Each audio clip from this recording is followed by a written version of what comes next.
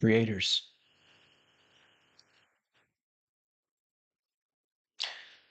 If everything around you collapsed,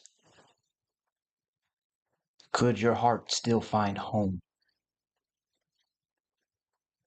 Not as an idea, but right within the midst of your moment of crisis.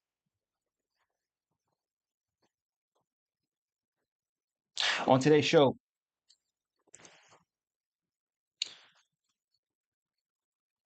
you're going to meet a man named Damien, a man I met on the streets of Atlanta.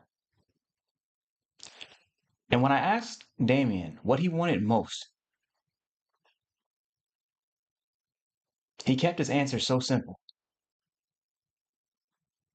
He said, I just want a place of living, a door, a home, a place I can finally rest, a place where my life can land.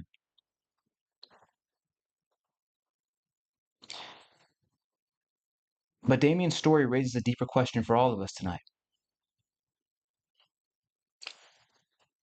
Because each of us was taught that home is a place you're supposed to be able to control. But in a world filling with chaos, what if the place you call home was never meant to be outside of you?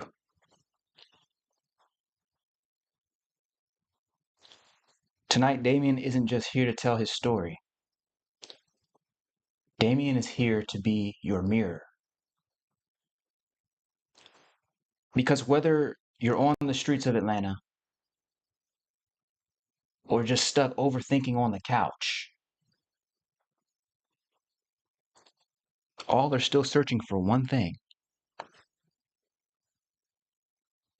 that infinite place inside your heart where you can finally rest. Stay tuned, because tonight we explore what it means to discover the home that cannot be taken away. And without further ado, if you're ready to live free, beyond fear, welcome here. I'm Dr. Shawn, and I believe you do not need years to heal. You just need one real breakthrough. That's why I invented Transcendent Psychology, and I test it in the real world, on real people, on my game show, Countdown to Breakthrough, the only game show that heals your soul. Right now, you're on the Breakthrough Live, where we break down the science of healing so that you get your own breakthrough. Live. On today's show, we're going to hear from Damien.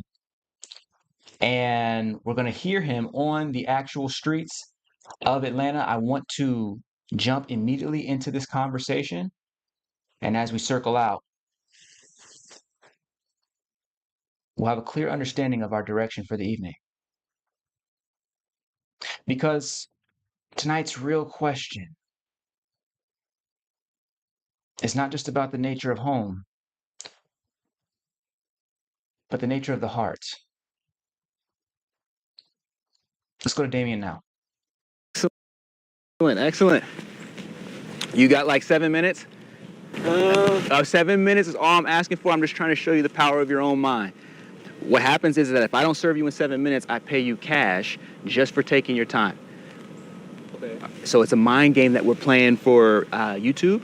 And so what it is just basically a small game that takes less than 7 minutes, because I don't want to pay anybody, right? You know what I'm saying? But the idea is that once you play, our whole purpose is to show people their internal resources. And so we're doing it, for YouTube. This is for, my channel.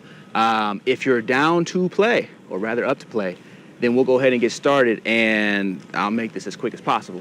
Okay, so it's like a mind game, like... Yeah, just a game that we're going to play that is about strengthening the mind. Okay. Yeah, okay, excellent. Just so it's out the way.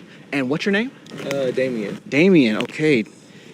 Damien, I'm Shawn, or Dr. Shawn is the name of the channel. Nice to meet you. If I could just have you hold this is your mic, basically. Right, Instead of the gotcha. big ones, you just got that one. Just right there is cool. Okay, so I'm here with Damien. All right, Damien, in order for this game to work, what I need right now is for you to tell me just one goal or challenge, one little thing that is, you're almost there, but it's not quite finished yet. It's a goal that you have been pursuing, but it's just outside of reach. You're on your way, but it's just outside of reach. What is that one goal? That one goal maybe will be, well, I just moved out here from Houston. Oh, word? I was Yes. just in Houston 2 weeks ago. That's crazy. I'm from Yeah. Austin. That's awesome. That's So awesome. I guess finding a place out here to be like stable, like a house. Okay, so you're looking for a house. You know, does it need to be 2-bedroom, 4-bedroom? Like, what are you looking for? Not specific, just a place of living. Okay, so you want a place, dwelling, someplace you can call home. Let's go ahead and start our timer here. Okay. And here's what I want you to do. I just want you to take a look at this bottle. Okay, I want you to imagine that you have an imaginary hand. Okay, like a Mickey Mouse white glove hand, and I want you to pass it through the bottle. Okay. Let me know when you've done it. Okay. Excellent. Now bring it back to the first position. Alrighty. Excellent. Bring it one more time. Got and it. back again. Let me know when you finish. I'm finished. Excellent. This time, take that same imaginary hand and pass it through your own chest. See that imaginary hand moving from the front of your chest into your body and out through the back. Let me know when you've done it. Okay. Excellent. Now, bring that imaginary hand forward once again. Alrighty. Excellent. This time, do the exact same thing, but speed it up. Make that imaginary hand leap frontwards and backwards through your chest at 1,000 miles per hour. Make it go so fast. This is just in my mind, right? It's just in your mind. Okay. All Let me right. know when you've done it. Okay. Excellent, excellent, excellent. Okay, so let me ask you this. Is there any place in the world where you couldn't send this imaginary hand? No, I can send it anywhere, right? Yeah, you can literally send it anywhere. Yeah, right. Right, so that would mean that this imaginary hand is literally limitless, correct? Correct. Okay, so from the perspective, if you were thinking from the perspective of the imaginary hand, that means the entire world is basically translucent. It's all one big limitless reality, Right. And so my final question is if the imaginary hand is limitless, as you say, and you're its creator, wouldn't that make you limitless too? Right. So what would it be like to look at all of the challenges, not just the house, but everything else, what it feels like to be sort of displaced right now, to not really feel like you're at home right now? What would it be like to look at those challenges from this limitless perspective? I have limited opportunities. Like, You say you have limited opportunities? yes. Yes, but I what I'm asking is, what if you look at the limited opportunities Right. from the limitless perspective? Look at it from the eyes of the limitless one.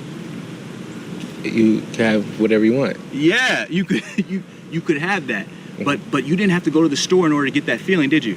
No. So where does it come from? From within inside, from within you, Yes, right? yes, That's how I'm taking it, yeah. yes. So my question is if you can walk around with that feeling, how do you think it'll change life? How do you think it would change you?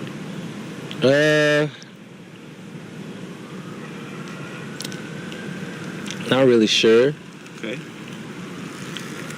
I feel like I have a level head already and know like what I'm doing and stuff. Yes. I feel like I do have that like power within me, you know, to go out and doing it. But I'm not sure, like you said, like what's stopping me or from doing it. Yes. I feel you, but I'm not sure. Okay. But the question is can you come back anytime that you're feeling a little bit like overwhelmed sometimes? Because everybody feels overwhelmed at times. Can you come back and remind yourself of this limitless experience? Yes. Yes. It's always there. It's always there. And if you're reminding yourself of it, I believe that you'll be able to look at whatever situation you just came from or whichever one you're going to with a whole new set of eyes. Okay. And so that is essentially the gift that I wanted to show you already had today. Oh yeah. And that's a beautiful thing. Thank you so much. I really appreciate you. I appreciate you for, I guess, reassuring me of that today. Thank you, man. This is so beautiful. And as a matter of fact, could I get your just a name and email. I do have one more question though. This is just a bizarre one. You can answer any way you like. But where does the limitless live? Right? Where does where is home to the limitless? Where is home to the limitless? Yes, to something that's unlimited, that can go anywhere, that's infinite, that's everywhere. Where's the home? Where does it live? It's everywhere. Yeah. So I wouldn't say it lives in a certain place. It's just it's everywhere. Yeah, it's like if the limitless is everywhere, that means it could be at home like anywhere. Exactly. Wherever you choose to, I guess, or wherever you want it to be. Yes. Where you could find it. Yeah, and it's like always comfortable, always right at home because there's no designated place for it. It's always comfortable. It's always here. So if that limitless lives inside of you, then that would mean that home does too. Right. Thanks so much, Damien. I really appreciate you. Okay. All right. Damien, thank you so much for coming on the show. Because, folks, when it comes to feeling out of sorts, feeling displaced, what we're actually looking to do is return to a deeper source within us. And so running up on people on the streets is a challenge because people have different types of belief systems, people have different types of ideas, people have different notions of mind, self, and society and reality. And yet, if we can just return back to foundational reality, we look at what is actually possible. Notice that mental hand that I had Damien summon. That mental hand is what we're going to be working with tonight. As we get into the spiritual laboratory, as we get into our meditation laboratory, I want to work with this mental hand. My thing, the real question is that we talked about home being within Damien, right? If the limitless is everywhere, and as he got to see, that limitless is everywhere and it's somehow also connected with who he is, which is to say, also connected with who we are. If the limitless is everywhere, then the very concept of home, the limitless always is at home. It can't be, it's limitless. So it's not like it has a certain designated area where it gets to call a house. It gets to call my spot. No. The whole thing, it's limitless. It's always at home. And if that lives inside of us, then that means that home does too. Okay. So then maybe we can ask a deeper question then.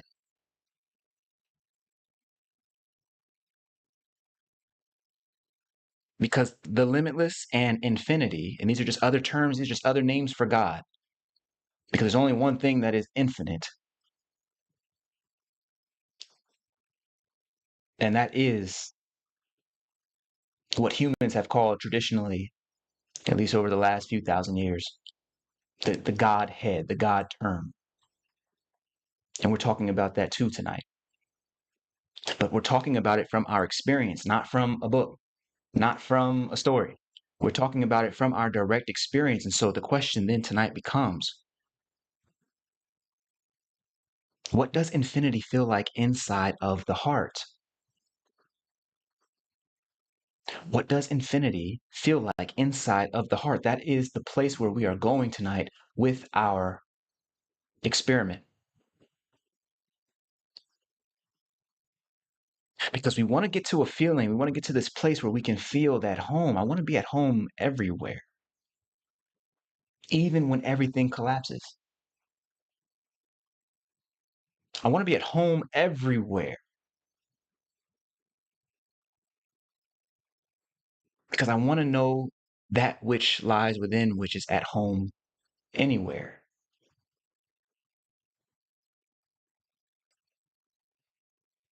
and you're getting that,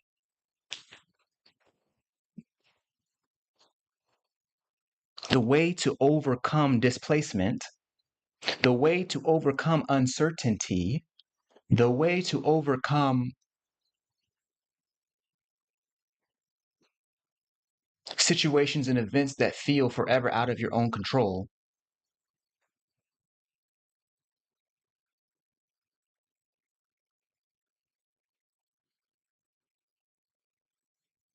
is to enter the place that can never be harmed,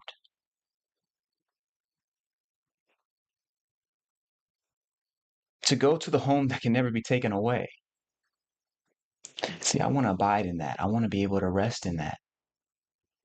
And tonight's experiment is about holding that infinity inside the heart. Why do I say the heart? Because I want to be able to feel it. It's not enough to just have an intellectual conversation. Oh, no, no, no. I got to feel this. I got to feel this. So, as we move into our experiment for the night, and as we move into our meditation laboratory for the night,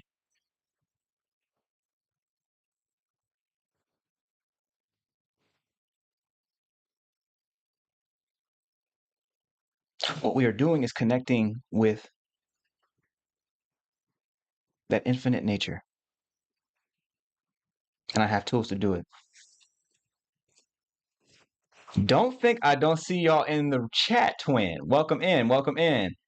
Uh, Other twin, I see you in the chat. He's saying return to your root. I still say that is one of your most powerful videos. Hilarious. That was my first video, which I don't think y'all can see, but like if you could see it, it's on the playlist. You have to like go and do, you have to go into the channel, then go to playlist, and then, it'll be up there. Okay. Felicity in the chat. Welcome in. Charlotte 22, peace and balance. Welcome in. Welcome in. I do love it when y'all drop your names in the chat so I can like shout you out properly. Uh, but yes, yes, yes. Okay, so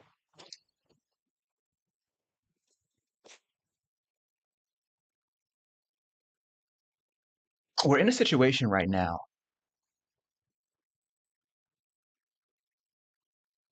You've seen the news. You know what's going on geopolitically out here in these streets.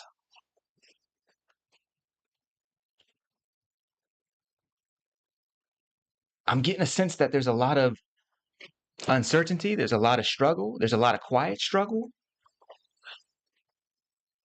People going through it but don't want nobody to know about it. You feel me? Like there's a lot of that. And so tonight's conversation is really meant to address some of that, but we got to address it experientially.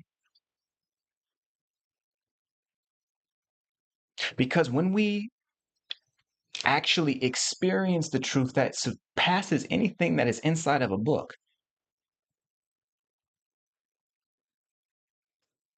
and the knowledge becomes living knowledge.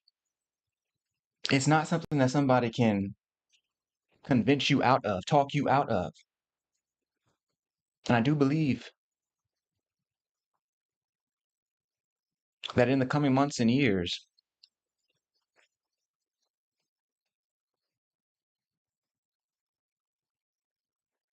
those who are connected to their source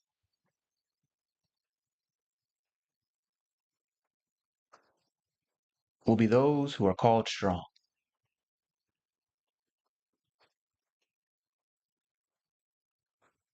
They will be the examples. And so tonight we are just providing the conditions for us to have a discovery and a breakthrough. We're just providing the conditions for us to have a discovery and a breakthrough. And so, folks, if you're ready,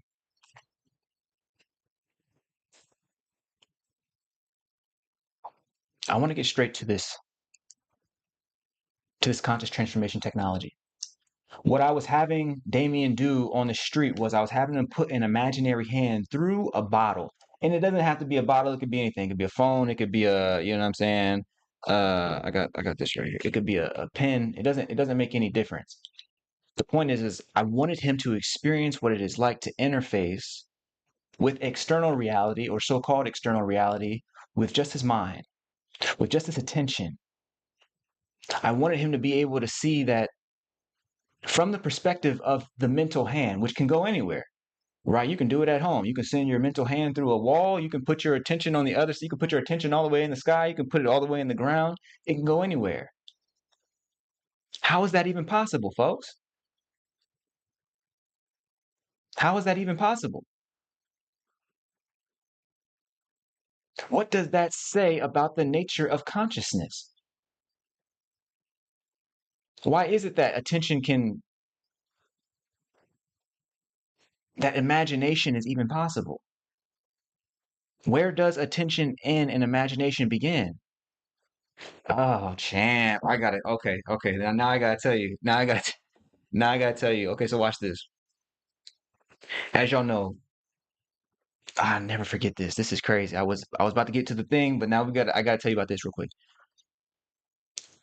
So 2012, I was training with a Taoist mystic. I call him the teacher, and we were working a lot in those days. I would meet him on a Monday night, and we would be working in the bottom of this church. It's like church basement, DeKalb, Illinois, right off Lincoln Highway if you know the area. You know what I'm saying? And we would be in this dusty church in the basement. Not that, no disrespect, but just, it was just an old church. And every Monday I would come in and I would start reporting what had happened over my last week's meditations. Right. So the kind of meditation that we were doing was energy meditations. So meditations where you get so sensitive that you can start to feel your biochemical energy circulating through your own body and what we call the macrocosmic and microcosmic orbit. So just from your head to your belly button, and then from your head to your feet. But then from the sky, from you start to be able to interface with the magnetic poles of the planet. And so if you ever heard the concept called qi, it's a Chinese term. It gets at what we mean when we talk about this biochemical energy. And what it really you could just translate it loosely to the word energy because chi is everywhere. It's in the weather. It's in the what I'm saying. It's in the mountains, the forests, the trees, nature, all of nature pervaded by this force. And so the idea was to get in touch with that force and to feel it moving through the body. And so one day I went into I go downstairs into this church and I meet with the teacher and he's like, I'm telling him about my experience from that meditation for that week. And I was like, yeah, I sat down and I started doing my energy circulation. I started paying attention to the energy that was within the body. And then my mom popped into my head and she was at work. She works in downtown Seattle. This is what I'm telling him at that time, which was true at that time. And in imagination, or what I thought was imagination, I could see the activities. It was as if I could put my mind where my mom was in working in the downtown district of Seattle, and I could see her kind of working just throughout the day. It's 1 p.m. I can just see her working. And I came to him and I was like, is that just an imagined idea? Is that just me just thinking in my head that something is going on when it's really not? Is it possible that some part of me actually left my own local circumstance and traveled from Illinois to Seattle and watch this person move around, watch my mom move around and shuffling papers and grabbing her coffee and sitting back in the chair. Like I mean, it was like I'm getting a level of detail that shouldn't be possible based off of my own imagination. Like I'm watching Mom Dukes, like do the things that somebody is doing at 1 p.m. But I couldn't be sure, right? And so the teacher was just like, look,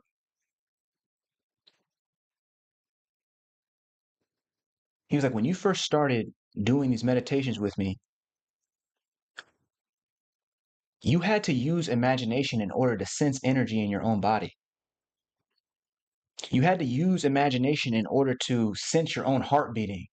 It's easy to feel your heart beating when you're exercising. It's harder to feel it when you're not thinking about it. You dig what I'm saying? He was like, you had to use your imagination in order to tune yourself to these inner dimensions, tune yourself to these other aspects of yourself, tune yourself to what's already happening within inside your own body right now.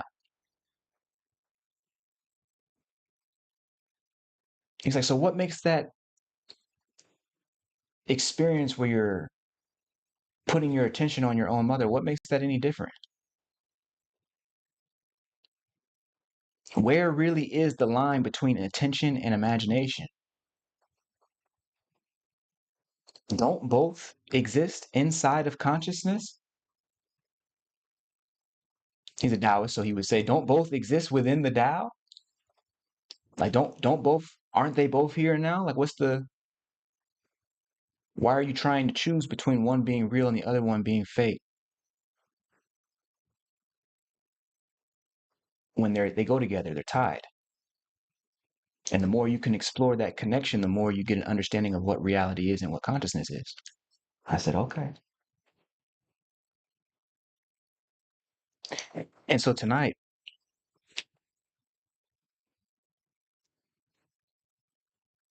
I want to be able to return to those basic questions. As we move into our experiment for the evening, I want to be able to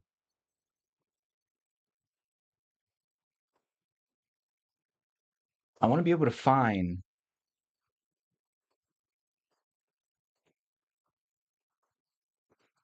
a new explanation for consciousness, a new idea, a new experience. Because at the end of the day, it's not just that we're looking to do these fantastic voyages with our own minds, it's that we're looking to discover what the nature of infinity is, and we're looking to discover what happens when that infinity is felt inside of the heart.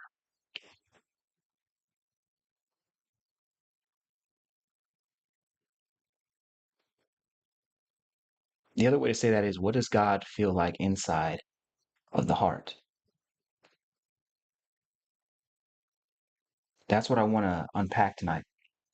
That's what I want to explore, not just intellectually, I want to explore it energetically. And so if you're ready, let's go ahead and get to this.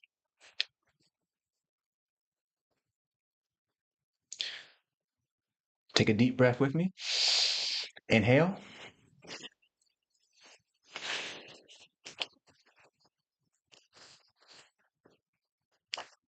Exhale.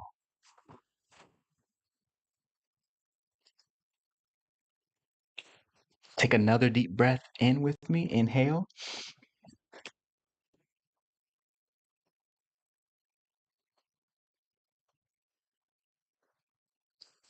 Exhale.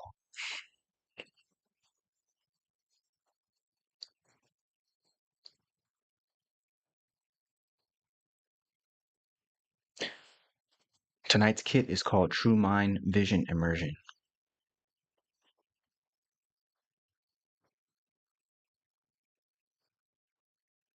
Let's begin.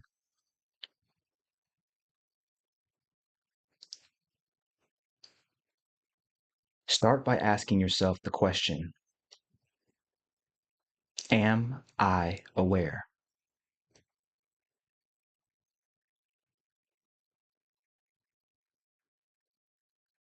Observe that the answer is always yes.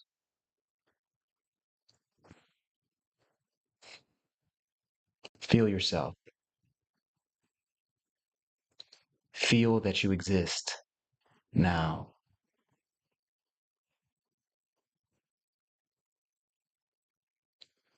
Say to yourself, I am.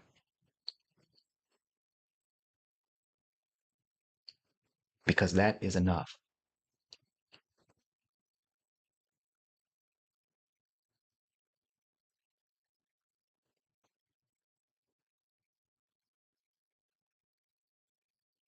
At this time, I want you to notice awareness itself.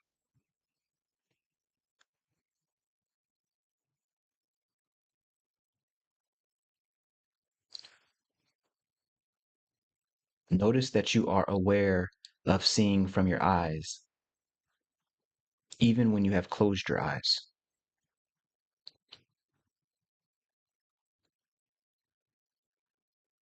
Closing your eyes stops visual perception, but it does not stop awareness from being aware.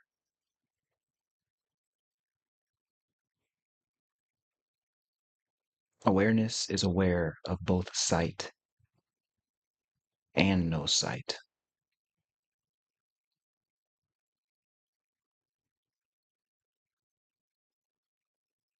Notice that you are aware of hearing, even when you plug your ears. Closing your ears stops external sounds, but it does not stop your awareness from being aware.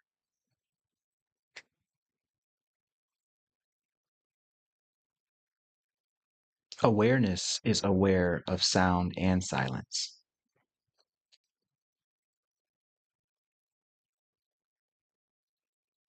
Notice that you are aware of smell. Pinching your nose may stop you from smelling, but it does not stop your awareness from being aware. Awareness is aware of smell and no smell, taste and no taste.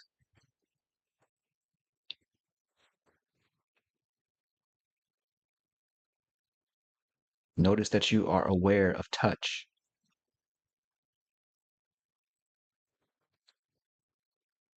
At this moment, you are feeling the weight of your clothing on your shoulders, the tingling sensation of circulation at the soles of your feet, the beating of your own heart.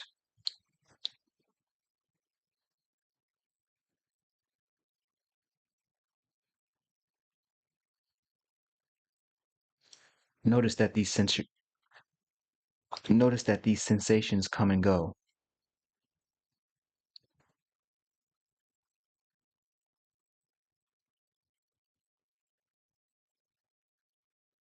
You may not always be aware of how your clothes feel,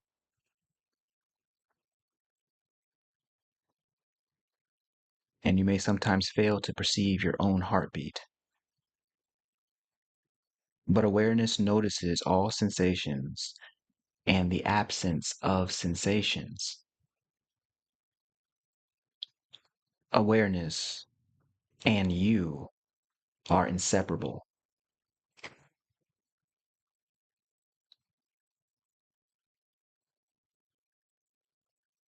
Try now to separate yourself from your awareness.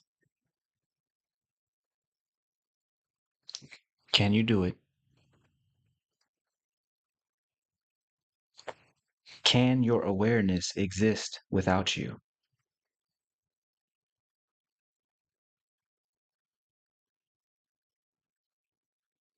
Of course not. See that you are awareness. Sights, smells, taste, touch, hearing, emotions, and thought are all temporary.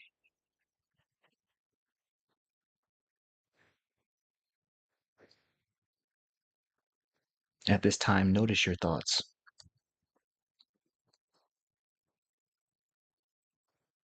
Awareness is aware when you have active thoughts. Awareness is aware when your mind is quiet and there are no thoughts. Notice that you are aware of your emotions as they happen in your body.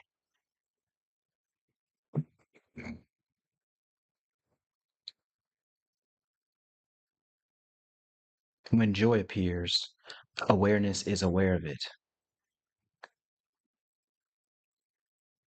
When joy disappears, awareness is aware of it.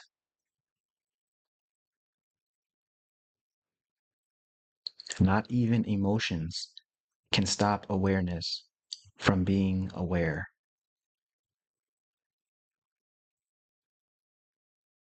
Emotions come and go,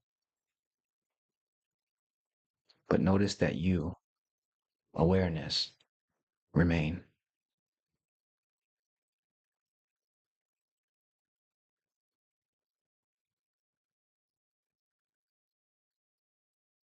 You are now discovering that awareness is eternally present in your experience. But let's continue deeper.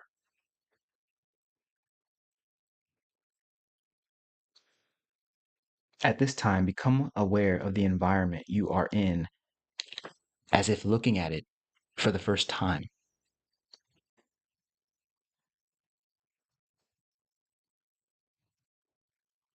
Are you in a room? Notice the furniture, the books, the lights, the bed linen, the coffee stand. Are you outside? Notice the tree branches, the leaves, the sky, the buildings.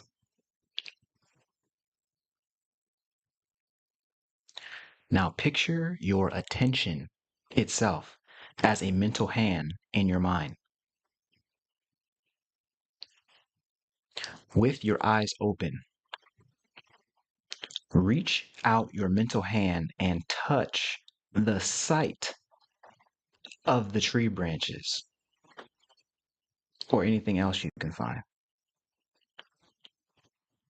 See if you can push your mental hand through the image of the furniture that you see in front of you,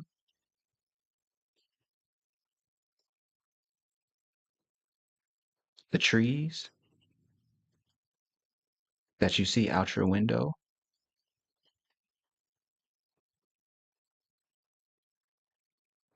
the leaves.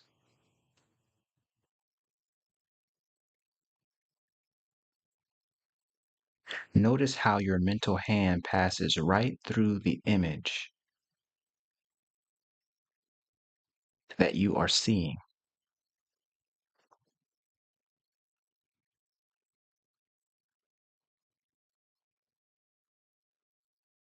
Notice how your mental hand passes right through the image of the tree you are seeing.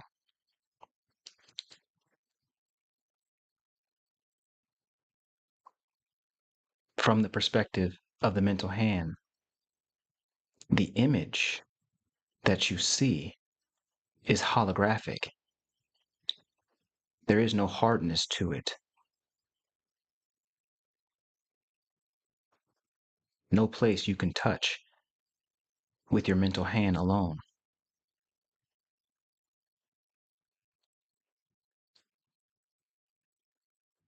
Trees are supposed to be made of wood. But what is seeing itself made of? What is sight itself made of? Look now. Find out in your experience.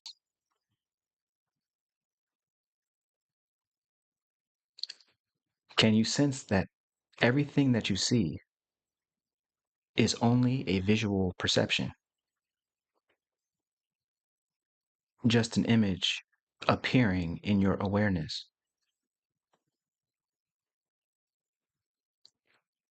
Notice that all there is to sight is the image you are aware of seeing. And all there is to the image you are aware of seeing is visual perception. Only the seeing.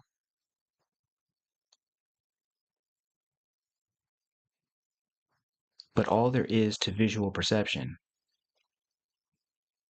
is the awareness of visual perception.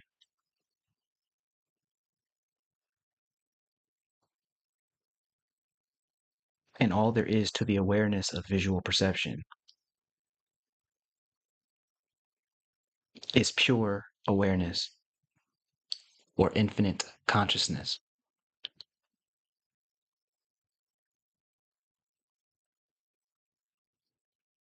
But what is awareness made of?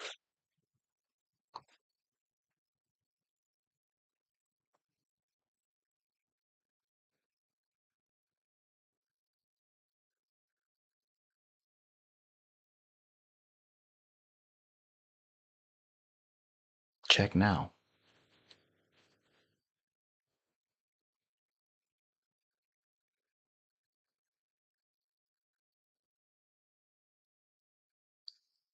It would appear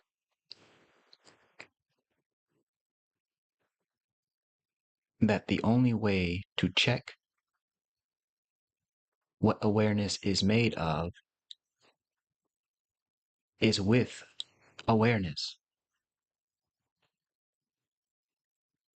See that awareness is the only thing that can be aware of itself.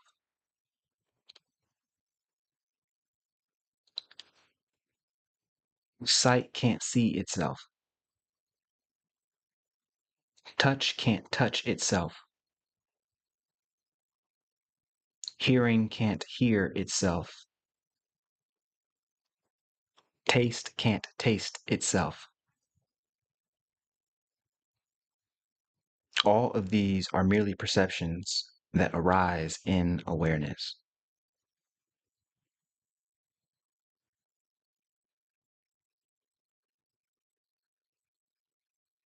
Can you sense how all perceptions are made of awareness?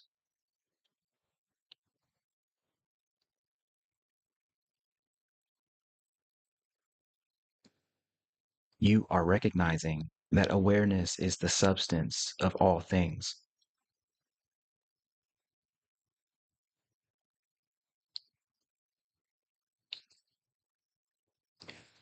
At this time,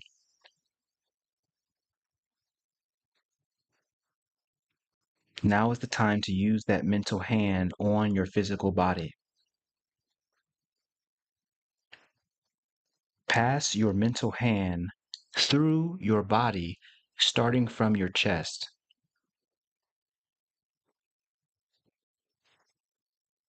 See your mental hand hovering in front of your chest right now.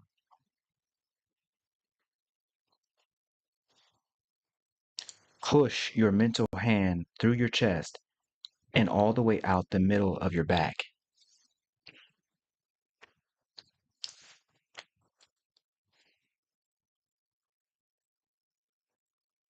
Notice how your mental hand passes straight through.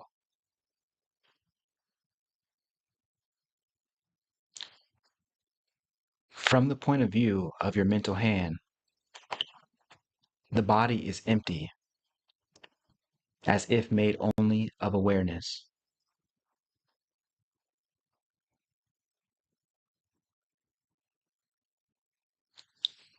That's because your mental hand passes right through the body.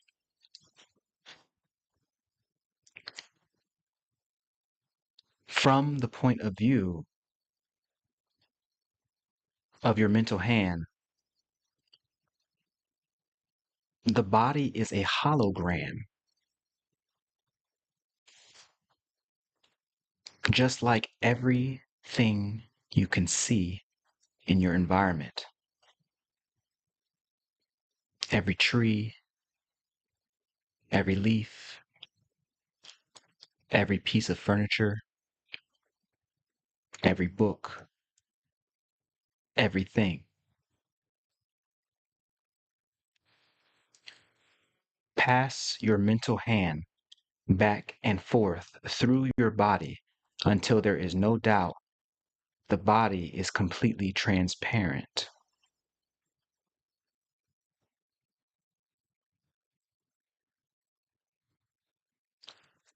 How do you experience reality differently when you feel your body is empty, as if made only of awareness?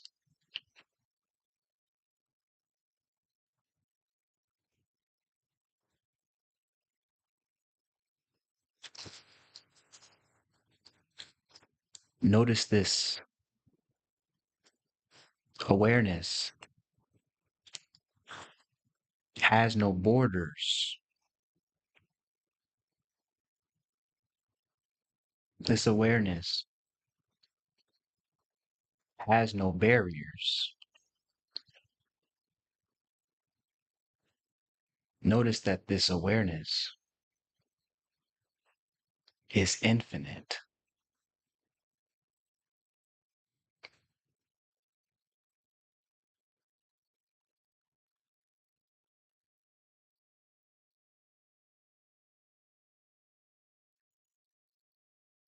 See if you can feel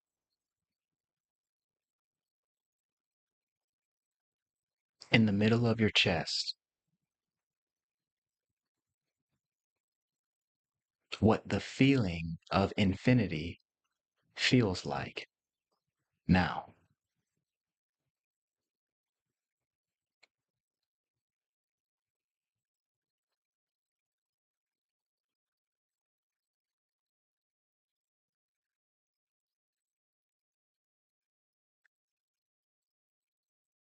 What would it feel like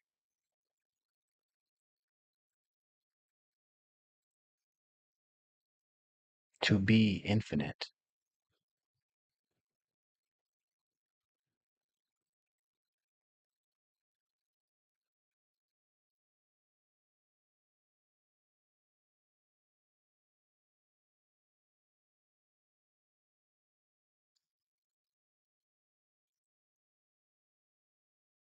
What would it feel like to feel infinite?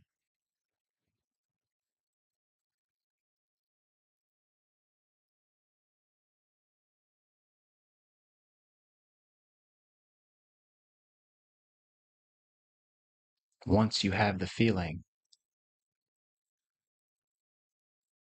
see if you can feel that infinite feeling from within your own heart now.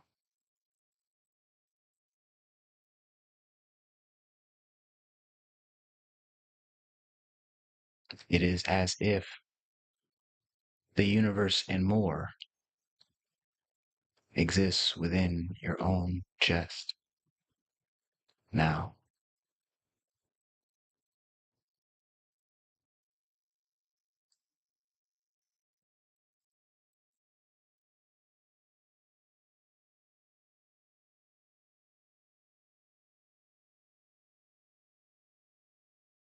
What does this infinity feel like inside of your heart?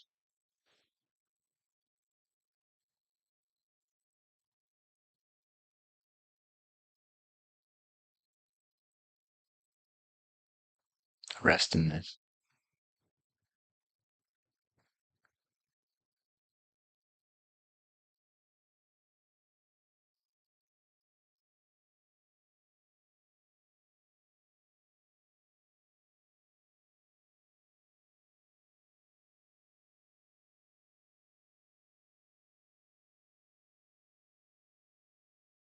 Rest in this.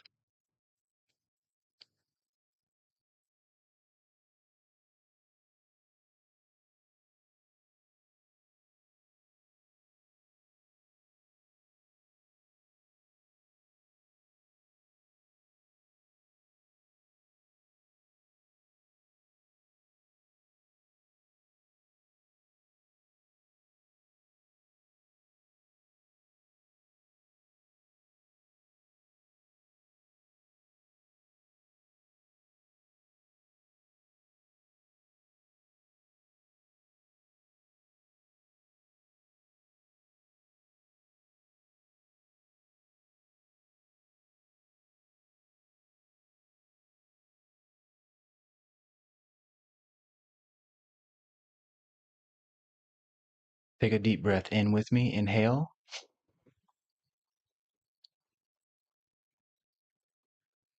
Exhale.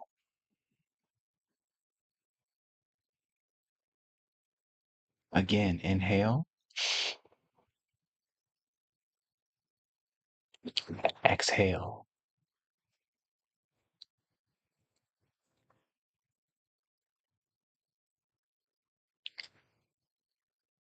And when you are ready, you may open your eyes.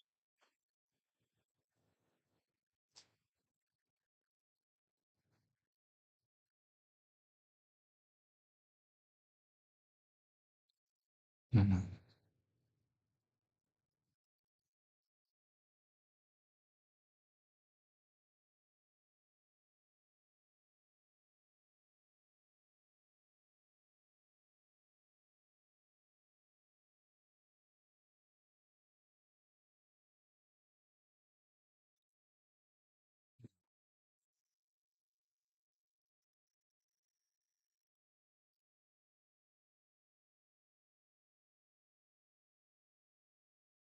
Light.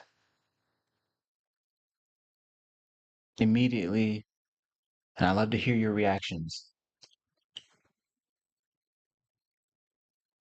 I love to hear what you saw, what you experienced. For me, holding that infinity in the heart, holding that feeling of infinity in the chest, right? We use the awareness practice to get beyond our self-defined borders, to get beyond our self-defined boundaries, to see that infinity doesn't mean just really, really vast. It means dimensionless. Like there's no borders. There's no external walls. And so when we start to feel that, it's like, oh, wait, okay, I can see how this infinity, I want to be able to, now that I can see it, I want to be able to feel it from inside of the chest. When I do that, it is like a light is going off inside of my chest, like the sun itself is like shining and burning away all this residual negative energy that I didn't know was there.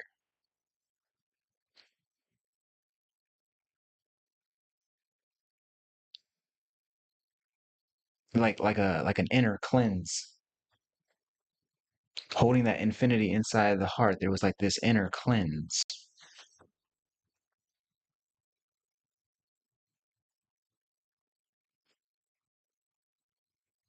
Okay.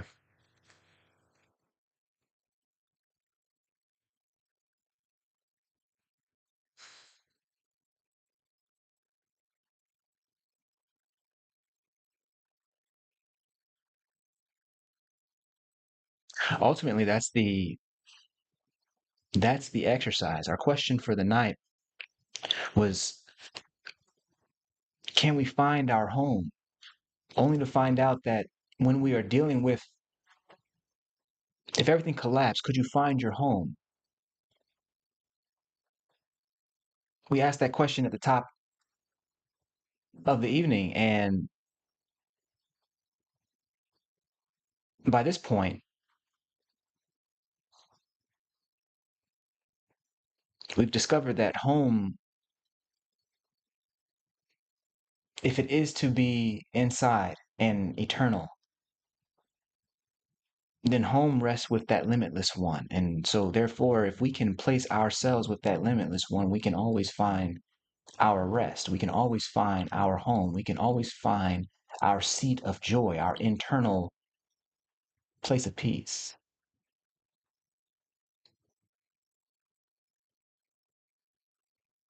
And so, naturally, we want to know what that actually feels like. What does that feel like? So, we ask another question, which is, what would infinity feel like inside of your heart? And just holding that experience, and even now being able to tap back into that experience.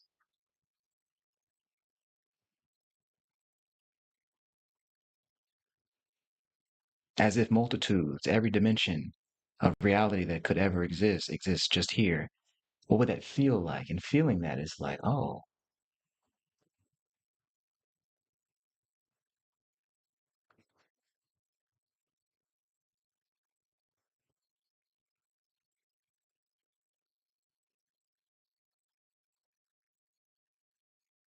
feeling that somehow is like there's an inner cleanse that's happening.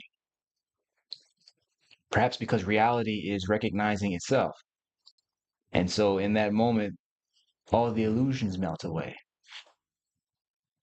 We need to get to our breakthrough board. Let's get to the principle, the pattern, and the path for the evening. Because I want to break this down. Here we go.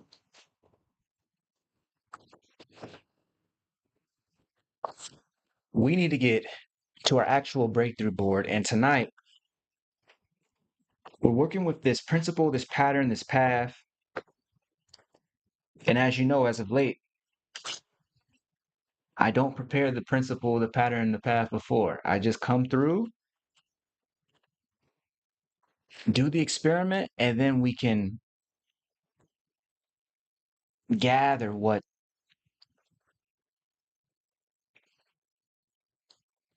the insights that were discovered.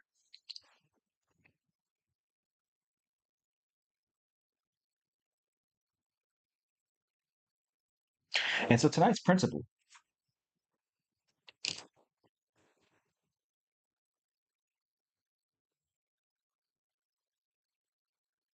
as you know, folks, I like teaching from principle because if I can understand the principle behind a phenomenon, then I can find my own path forward. I can write my own steps as long as I understand that core principle. And so tonight we want to understand, what is this principle? How is it that identifying infinity in the heart, feeling that infinity inside of the heart, collapsing the distinction between self and environment, using imagination to dissolve the distinction between attention and fiction.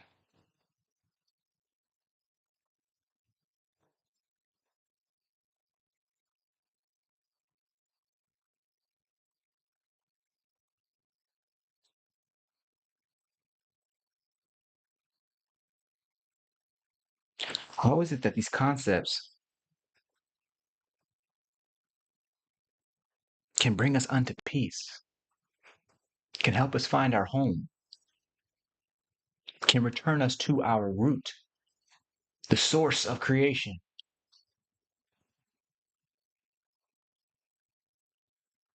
can help us abide in God?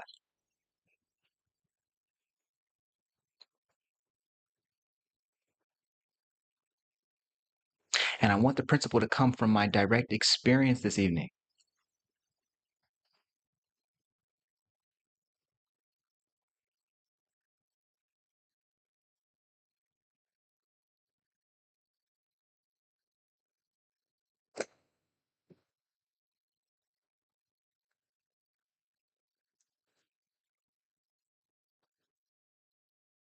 So, in order to find this principle, I have to go within.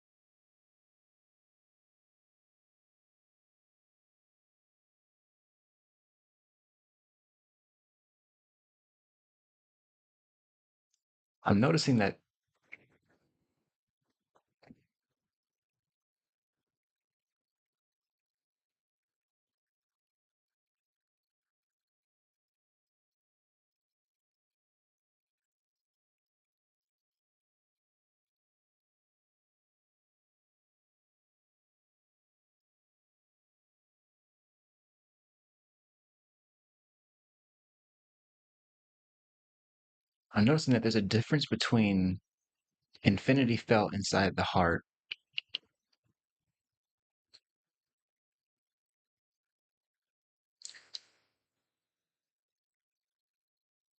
I'm going back and forth on this. I'm like, there seems to be a difference between infinity felt inside the heart, holding infinity, the feeling of infinity inside of the chest versus the feeling of love.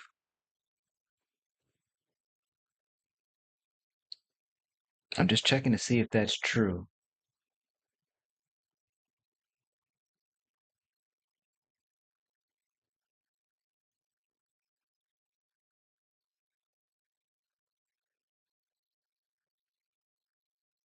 Hmm.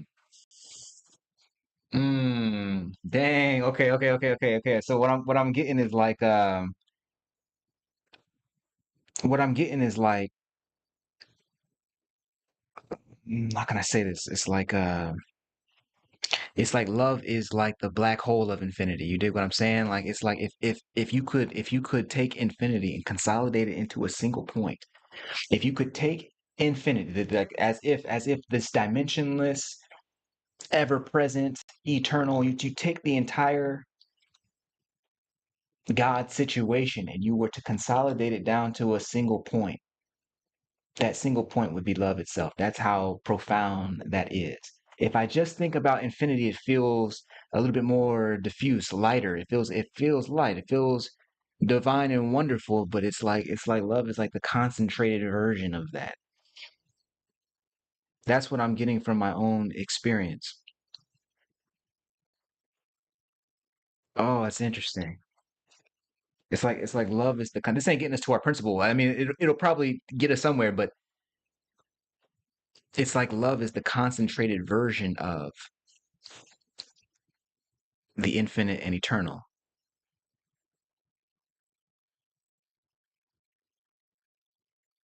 Damn, is that it? Is that our principle for that? For like,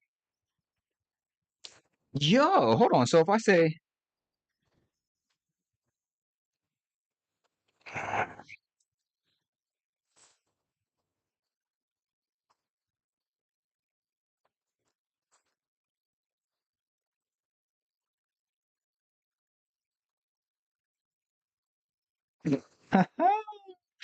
what?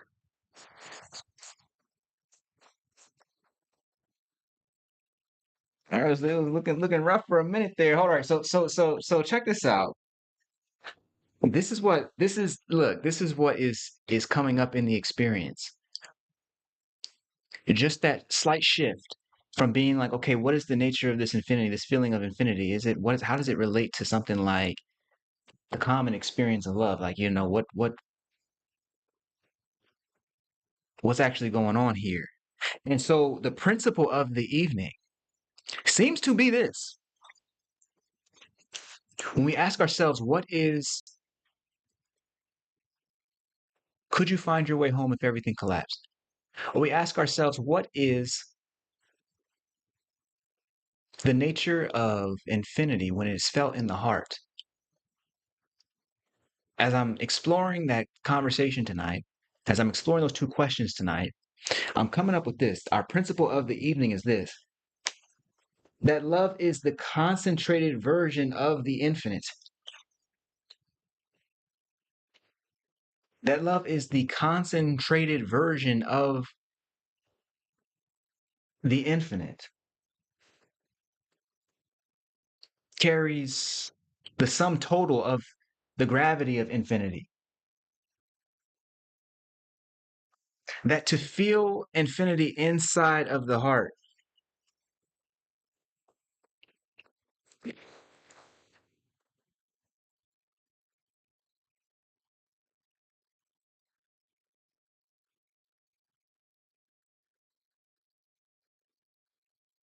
eventually leads automatically unto love.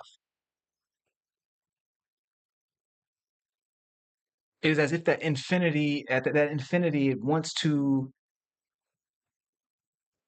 consolidate itself, concentrate itself. The feeling of infinity naturally lends itself, yields unto love itself. The feeling of infinity naturally begets love itself. See, when we talk about love, we're not just talking about an emotion. We're talking about an energetic sequence, a frequency. We're talking about fundamental reality. We're talking about total oneness. If you could feel oneness, what would that feel like? Oneness and infinity are identical. It's just that love is so clear, crisp, and concentrated. It is the concentrated version of infinity. In other words, were you to lose your body and lose your stories about who you believed you were,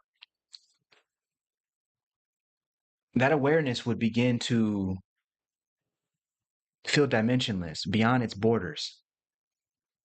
The point of our experiment today was to get to that sense, that feeling of, okay, we are beyond our own borders, beyond the personal tiny me. And now what happens is, as I'm exploring this tonight, that feeling of infinity, that feeling of dimensionlessness, I can feel like this expanse, this dimensionlessness begetting, giving birth to, somehow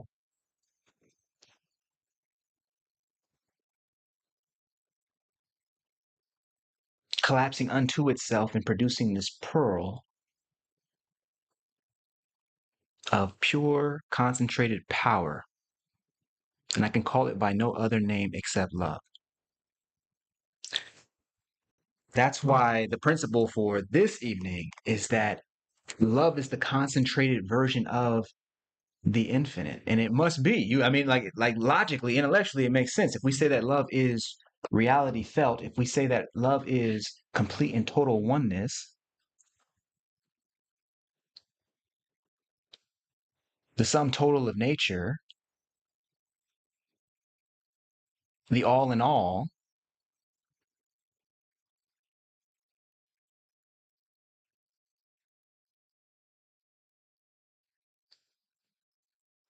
this universe and more,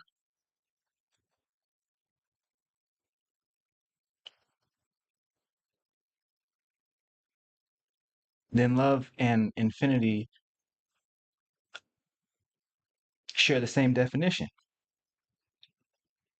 Love and the infinite share the same definition. Love and God share the same definition.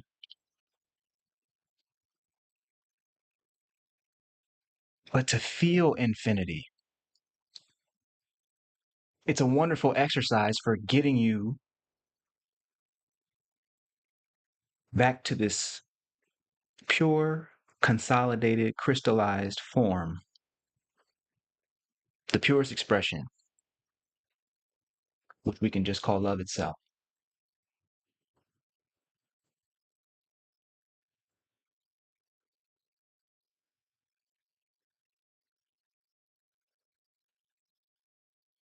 If the infinite is always at home, and love is the concentrated form of the infinite, it is the pure feeling of the infinite simply within your own chest. You can feel it. You cannot limit love to just a feeling, but you can feel it. You cannot limit God to just a feeling, but you can feel it. So love is the concentrated version of the infinite,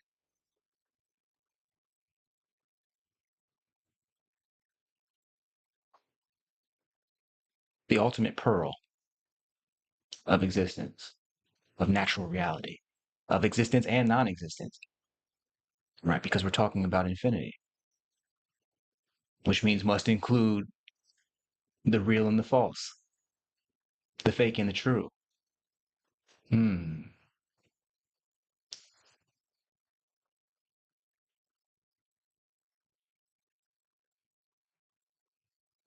And yet we're getting the purest form of that truth because we're getting the totality of reality. That is what we mean when we say love on this side.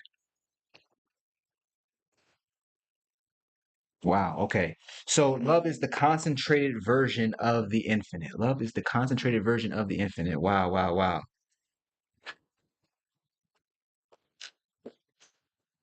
Wow. Wow. Wow. Okay.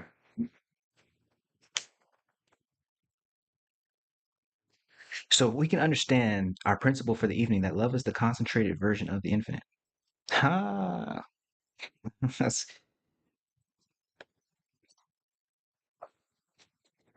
that's why I like to break through lives because I be getting my breakthroughs live. You feel me? So love is the concentrated version of the infinite. You could call love the shortcut to God. You understand?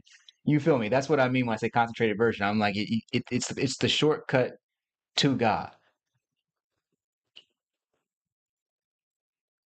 Indeed, there is no distinction. It is that clear felt alignment with the all in all, the supreme ultimate, the Tao, as the teacher would say, God, as grandma would say,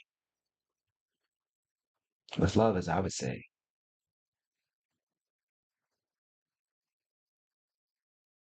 Interesting. Okay. Interesting. So Felicity is saying it felt like a divine exhale, clearing out lesser things and making way for the purest inhale was a breath of the freshest air. Interesting. Interesting. Yeah, yeah, yeah, yeah. A breath of the freshest air.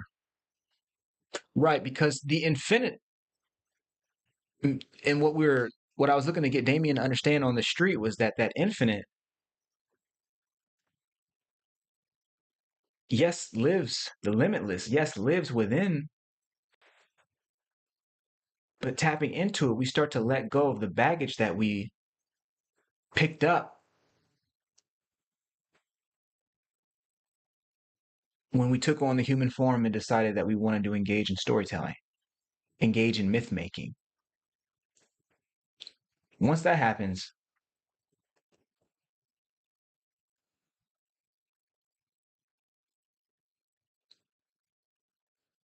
the journey begins,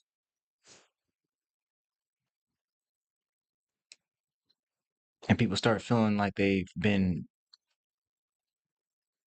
made to shrink themselves without ever understanding why. That's why it's so critical to return folks to this notion of the limitless, the notion of the infinite, to hold that infinity in the heart, only to find out that eventually that infinite feeling consolidates. It pressurizes and produces this pearl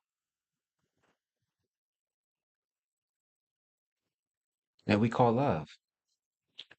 And so, okay, so we understand that the principle is that love is the concentrated form of the infinite. Got it.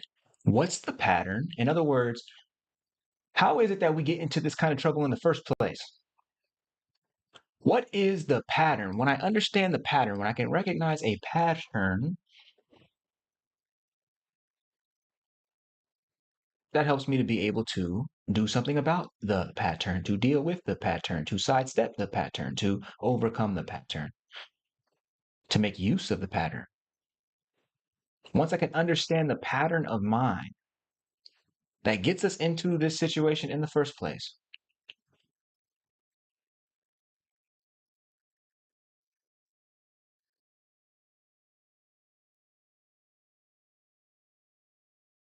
I can do something about it. So let's understand what's the pattern for the night. Principle being love is the concentrated form of the infinite, but how do we even get into this mess? Why do we even need that principle in the first place? What is the pattern of mind that's causing the trouble?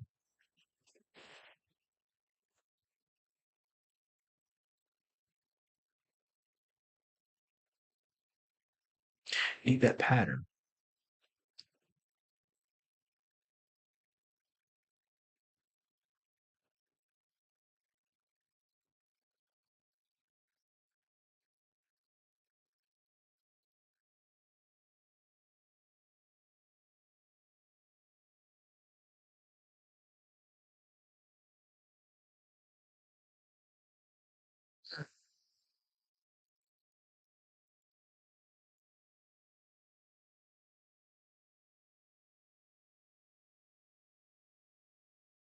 Why do humans overlook the limitless?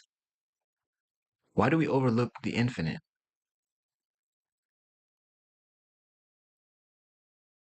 Why is it so easy for someone to convince us that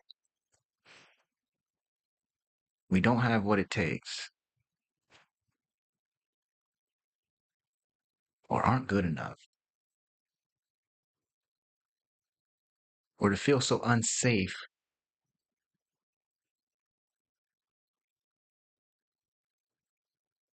when we suddenly get displaced? Why is it that humans have this sort of issue and we want to go beyond the obvious?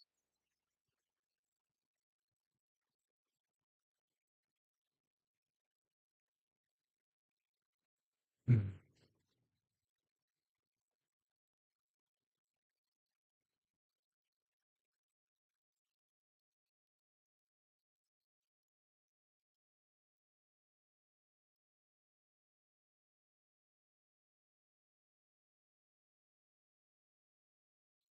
What's coming to me is like the nature of perception. I want to go a little deeper than that tonight. Hmm. Hold on, I want to go a little deeper than that tonight. What's the pattern?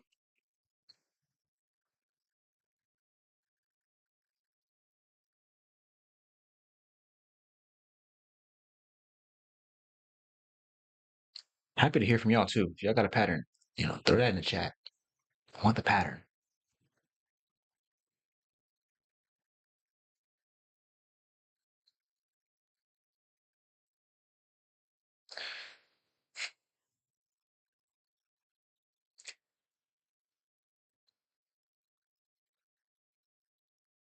Okay, that this is interesting.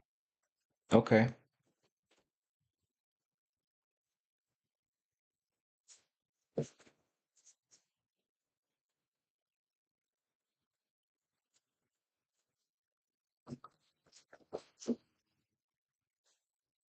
okay, okay. Felicity's saying bounded simply by the senses. Yeah, right. I think though, watch this. Watch this.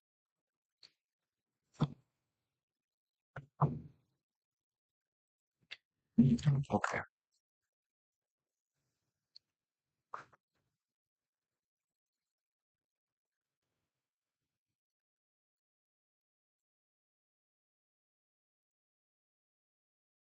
I believe the trouble is actually this, that human thought cannot think in wholes. Human thought cannot think in wholes. In other words, humans are presently, if we're not careful, if we're being sort of undisciplined with the mind, humans will come to rely on thought, to over rely on the intellect. And that's sort of a sign that a person is being undisciplined with their dealing with reality. And so it's kind of like, okay, humans think in terms of literally human thought thinks in terms of what we might call, I can't even see that. There's no reason for me to even write that. No reason for me to write that. Okay, so human thought thinks in terms of binary oppositions, right? So it'll take a whole and then collapse it into at least two things. Thought cannot think in wholes. In order to think, it requires a bifurcation of reality in some small way. Even if we say the limitless, we're only comparing that with the limited. The very act of conjuring a thought cuts up reality into pieces. Even if I say the word one, even if I say the word one only exists within the concept in the context of two and zero and three and four and five. You feel me? And so it's like, okay, well, thought cannot think in wholes. which means the moment we start thinking of ourself, we must necessarily be thinking in fragments. That doesn't need to be a problem until you start believing the thoughts. Believing the thoughts of fragmentation conjures the feeling of feeling fragmented. And so now that feeling, that false feeling of being limited, makes you forget the infinite. And so when everything collapses, people scramble in order to find a solution that is outside of them, find a solution that they think can be satisfied by turning to external means, rather than going the quicker route and turning to the within that is also without, right? Turning to the limitlessness that is within that also happens to be everywhere else as well. You understand what I'm saying? Thought cannot think in wholes. Human thought is not capable of thinking in totalities. Thought by its very nature must segment reality into parts and pieces, at least two. But as we know, that joint turns into, 3, 4, 5, 6, 7, 8, 9, 10. You know what I'm saying? We end up creating any myriad number of hierarchies. And so they become repetitive. They become repetitive. You're exactly right, twin. The fragments, the very thoughts become repetitive fragments. And so, twin, what I'm getting from you right now is not only do we have thoughts that cannot think in wholes, but you also have thoughts that reify the parts. What am I saying? Let's write this. So the pattern, thoughts cannot think in wholes, but as Twin is pointing out, and this is important. Not only do the thoughts not only can they not think in wholes,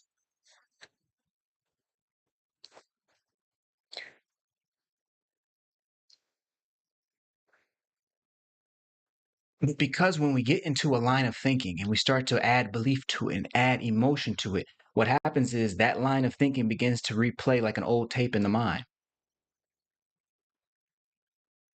And each time it's replaying, it's like laying like a it's like hollowing out a new groove in the mind. It just starts to feel real. It starts to feel true. That's the process that we call reification. So when I say that thought reifies the fragment,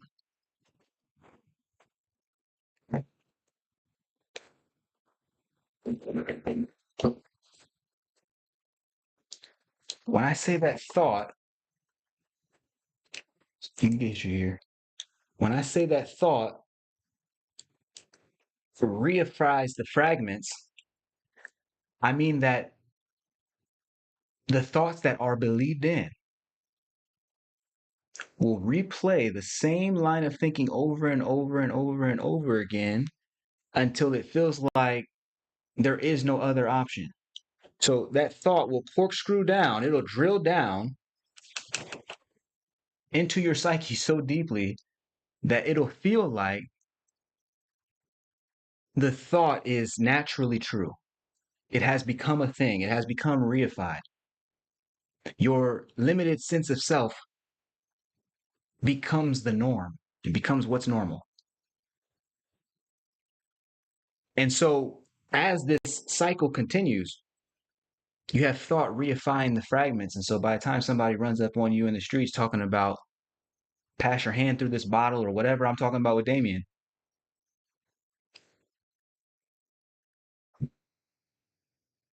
it takes a minute to even understand where we're going with all this. Because the sense of separation has been so reified, it has been turned into so much of a, has been made a thing, has been so believed in that it seems to be real.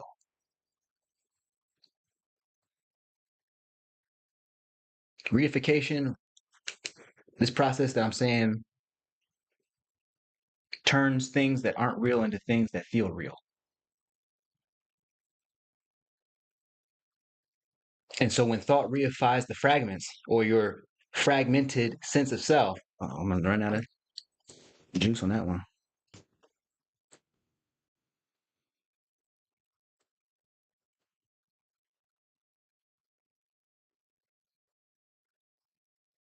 I'm running out of space. Here we go.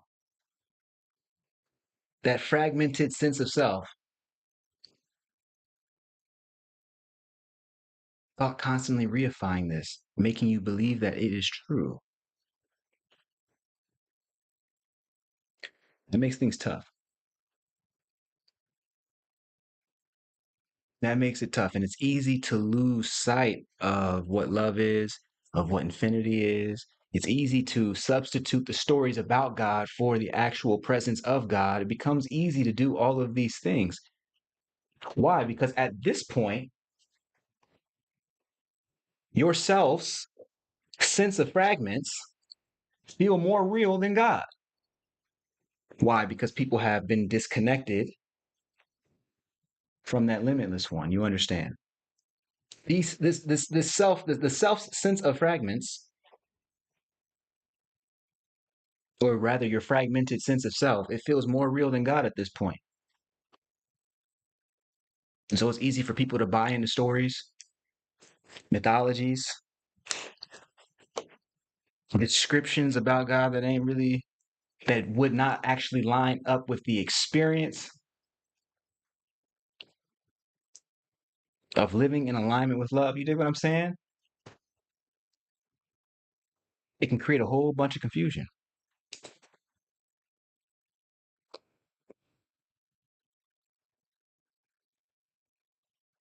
Twin saying, yeah, more than 60,000 times a day they will repeat in only 1,440 minutes in a day. Right. So you're saying that those same thoughts, those repetitive thoughts, are repeating over and over and over and over and over and over again until they become unchallenged assumptions about how reality works. Until they become unchallenged assumptions about how reality works.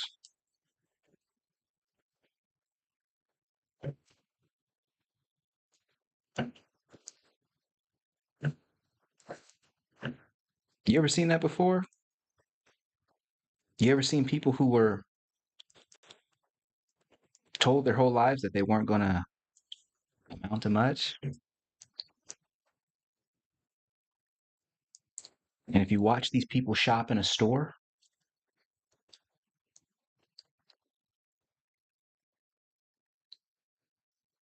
and someone happens to be looking through the same bin of items as they are,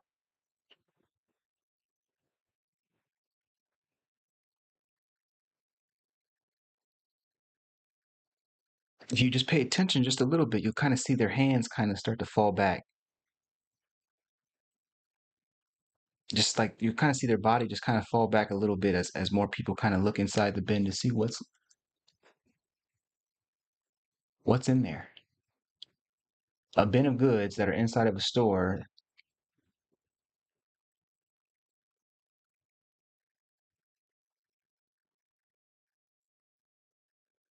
A person who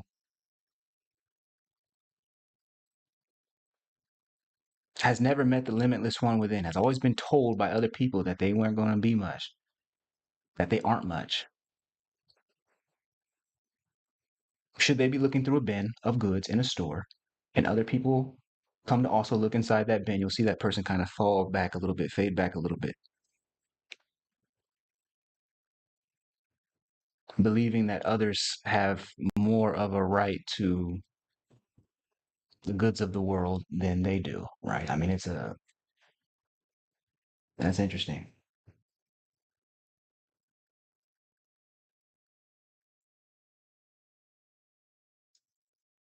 Believing that others have more of a right to the good in the world than they do. It's an interesting phenomenon to see.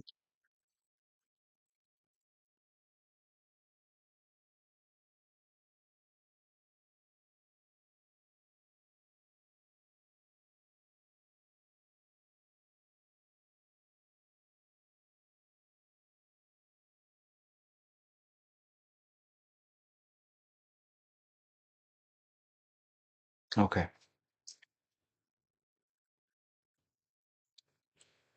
So we have our principle. We have our principle being that love is the concentrated form of the infinite.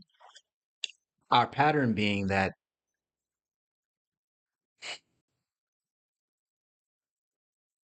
thought cannot think in wholes. And thanks to Twin's insight, we see that that thought that is not thinking in wholes, that's only thinking in fragments, will start to think of the self as a fragment. And then not only that, we'll begin to reify, we'll begin to think that thought so much, that thought of being limited so much, so often, so frequently, that that thought of being limited becomes the unspoken, hidden and core assumption about reality that they live their lives with. Hmm. Hmm. So now we need the path forward.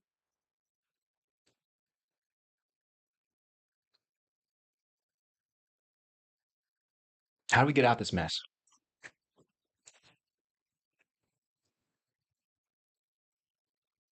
As a group, as a people, how do we get out of as a person? How do you get up out of this? How do you break that pattern? How do you break that pattern? All right.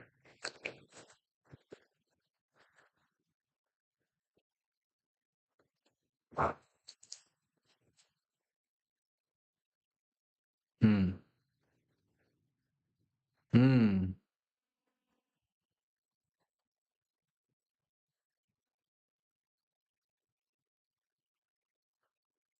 Hmm.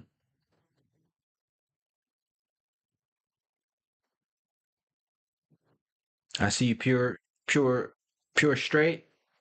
All these thoughts have the potential to disappear instantly.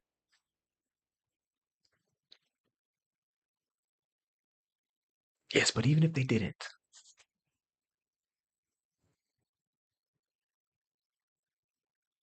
even if I had to keep the thought, how do I break the pattern? Keep the thoughts.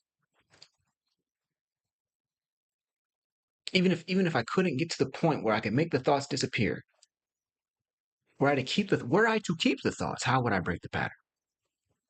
How would I find my path forward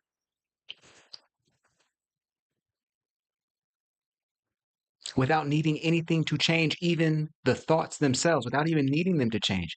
So you have a thought about being limited, okay. So you have a thought about not being good enough, okay.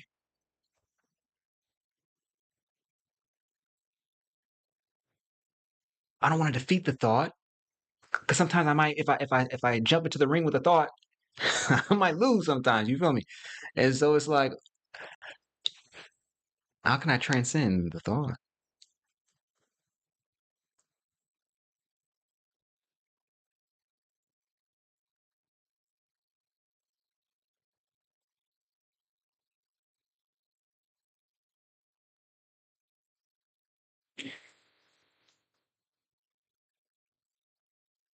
I'm only getting one. I'm only getting one. I'm only getting one answer. I'm only getting one. Let me. All right. All right.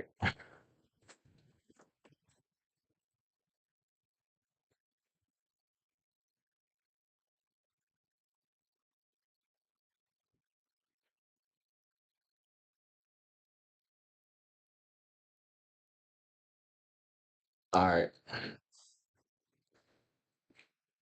I put a little. Come on now. I got the art going for y'all. Come on now.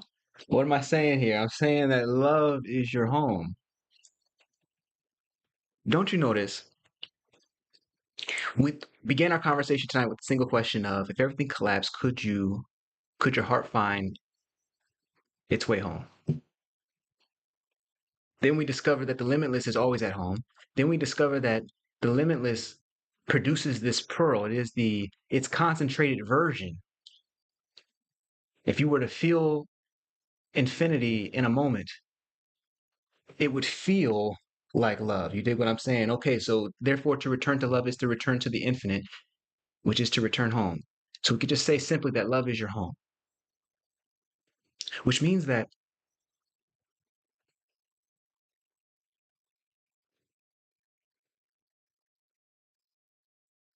what is a thought to me of being limited or not being good enough when I am vibing out in this feeling of love? You dig what I'm saying? What is a thought? What is a thought when standing next to a black hole, when it's standing next to something with the full gravity of eternity? You dig what I'm saying? A black hole is not even big enough. What would a thought be to that? In other words, a thought can continue to exist in my ecosystem because my center of gravity has shifted back to my core truth. In other words, I've gone home. My center of gravity has shifted. I've returned home. I've returned to my root. So the path forward is to be able to abide in this frequency. Because if I can get here,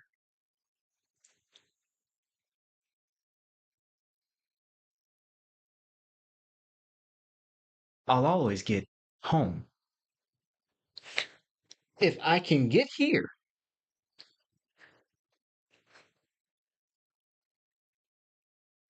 I'll always find my way home. I don't care about a tiny, insignificant thought when I know that this massive totality of reality is the full vibe. You know what's crazy? Let me go ahead and pull out the breakthrough binder for you because that's the path forward. But as you know, many of you know, I have something called the breakthrough binder, right? So, like in the middle of the night, I'll get these downloads and I'll come into the room. I won't turn on any lights and I'll just start scribbling in the dark to the best of my ability. Usually, I stay in the lines. And one night,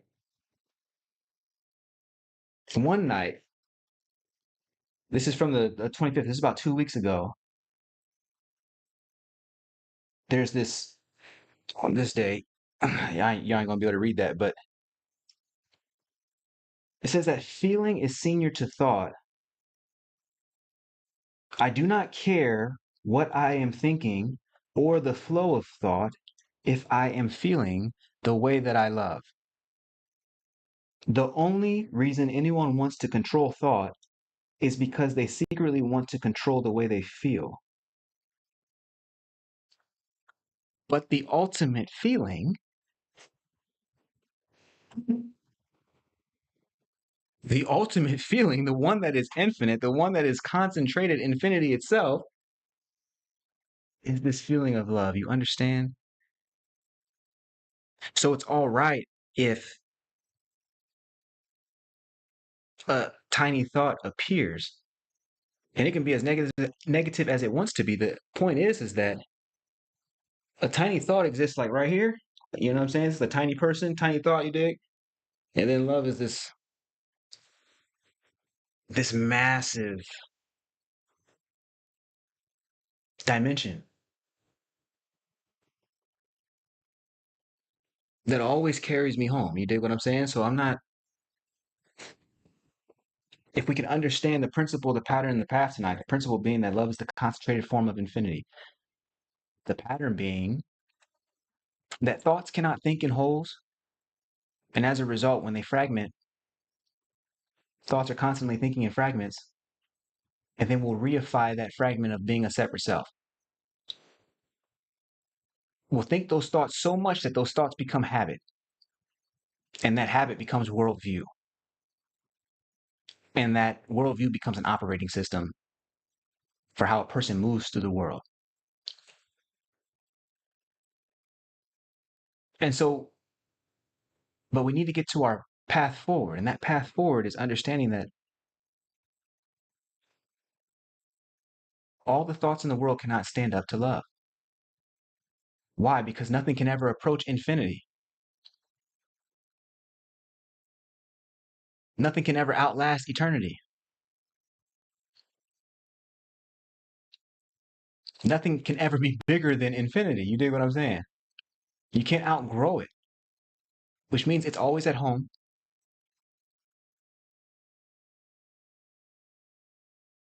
which means it's safe everywhere, regardless of what thought is thinking. From this perspective, now I can use thought appropriately when it's time to fragment reality. And even when thoughts run amok, I know one thing, that feeling is senior to thought. Feeling is senior to thinking, which means that this love feeling is the shortcut to infinity. This love feeling is the shortcut to God. Abiding in that,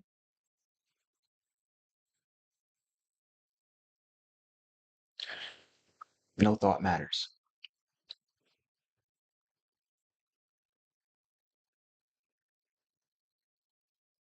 Abiding in that, no thought matters.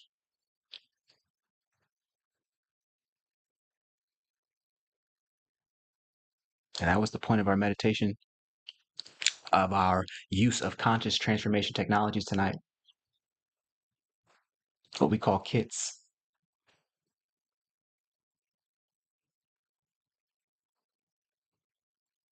And so,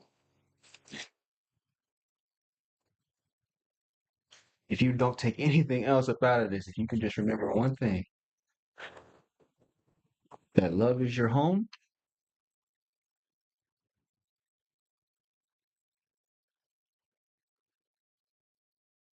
there are not enough thoughts in the world that can stand up to infinity, which means there's not enough thoughts in the world that can stand up to love.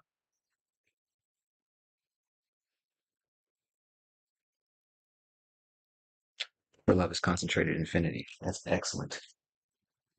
That's excellent. Whatever's flowing through is excellent. I'm not saying, you know what I'm saying, nothing I'm doing. I'm talking about whatever's flowing through up in this piece. That's excellent. Oh my gosh. Um, mm.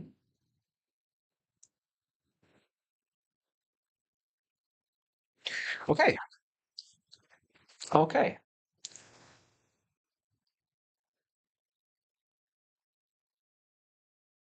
Wow. Let me just sit in that for a minute.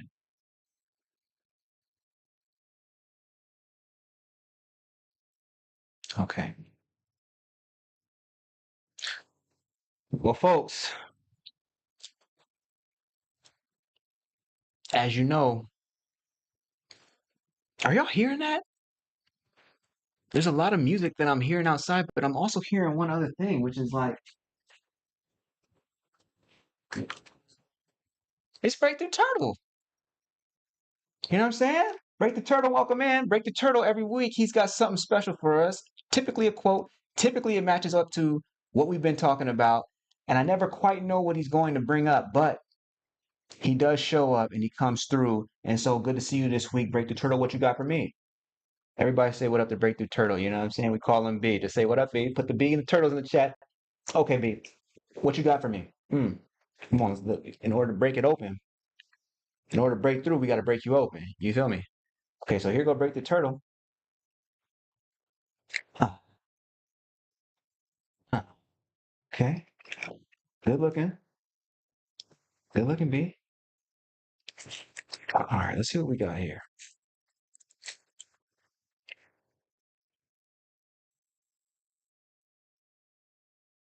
Ah, okay. They shouting you out, B. They saying, what up, Break the Turtle? They got the turtles in the chat. Twin saying, what up, B? What you dropping on us tonight? So this is what he's saying. Finding love within yourself is truly an act of God. Love is about accepting everything about yourself. Tozaki Shanji.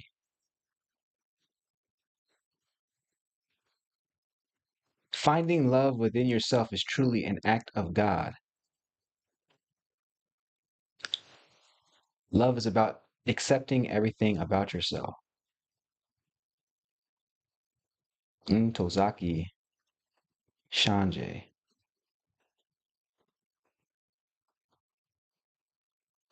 That's the name of the person who said this. Let me read that one more time. Finding love within yourself is truly an act of God. Amen. Amen. That love is about accepting everything about yourself. Sometimes Breakthrough Turtle be coming through, don't he? Won't he do it? You know what I'm saying? Like sometimes the Breakthrough Turtle be coming through. Right. Our entire conversation, B, as you know, is where you getting these, man? Our entire conversation, as you know, was literally about finding love within yourself as truly being an act of God. And on the streets, when we're seeing Damien, we're seeing how just coming back to that limitless. And if you heard what he said, thank you for reminding me of that today. That what we're talking about is eternal. And so it was there with us before we were born. And so all we're ever doing is just being reminded of it. But the real power is in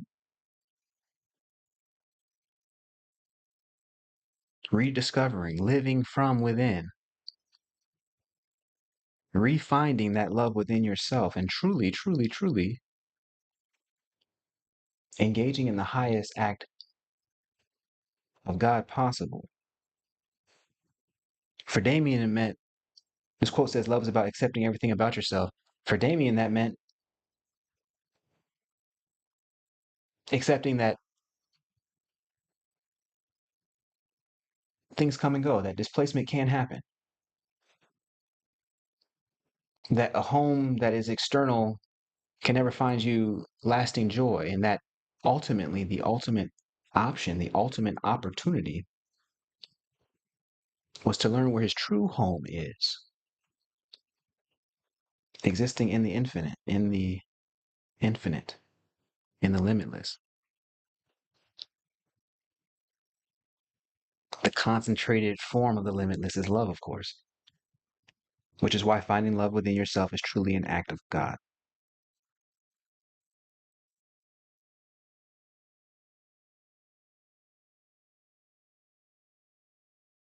And for us tonight, people who feel displaced,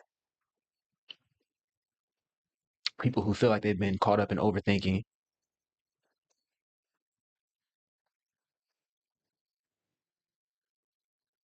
people unsure of what the future is going to bring,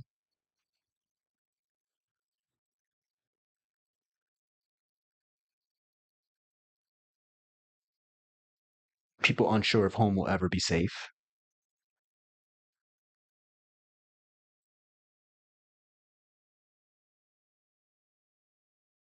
The point of this evening is that finding love within yourself is truly an act of God. That love center of gravity is deeper, bigger, larger, greater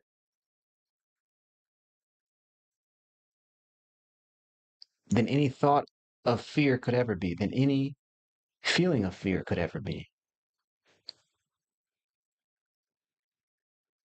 And so, if love is about accepting everything about yourself,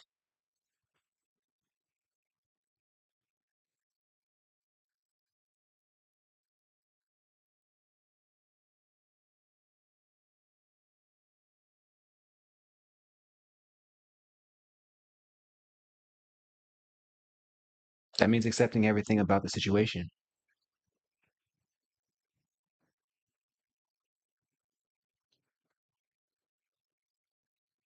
So what's the biggest way to do that? What's the best way to do that? It's not by trying to be grateful for a situation that isn't that great,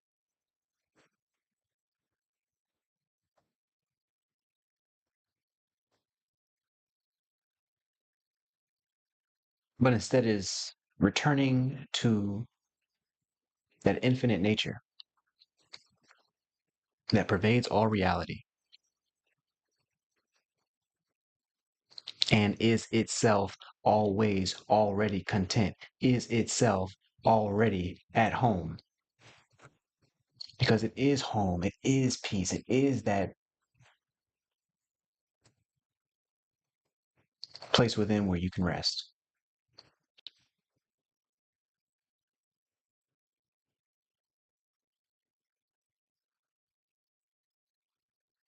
It is that place within where you can rest.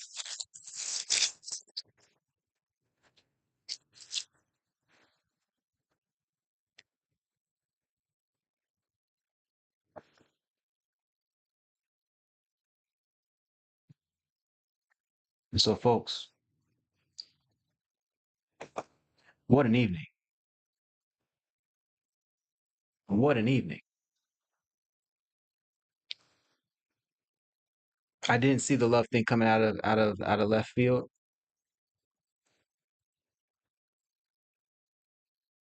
but then love doesn't come out of left field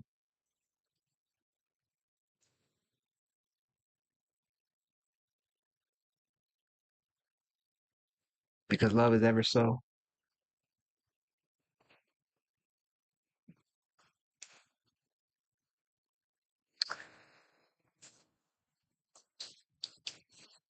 Great evening. Thank you for joining. Because, folks, if you get that chance, I want you to share this with somebody that you love because these inner explorations that we do each week,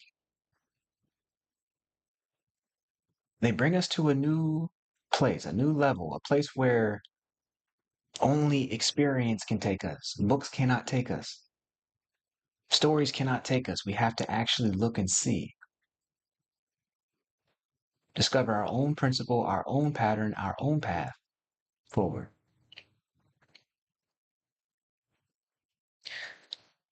Because if fear is our only enemy, then we bring heaven to earth when we transform our minds. I'm Dr. Shawn, and we were not sent to impress our people. We were sent to transform our people into a light for the world. For God's universe opens to all who believe in breakthrough.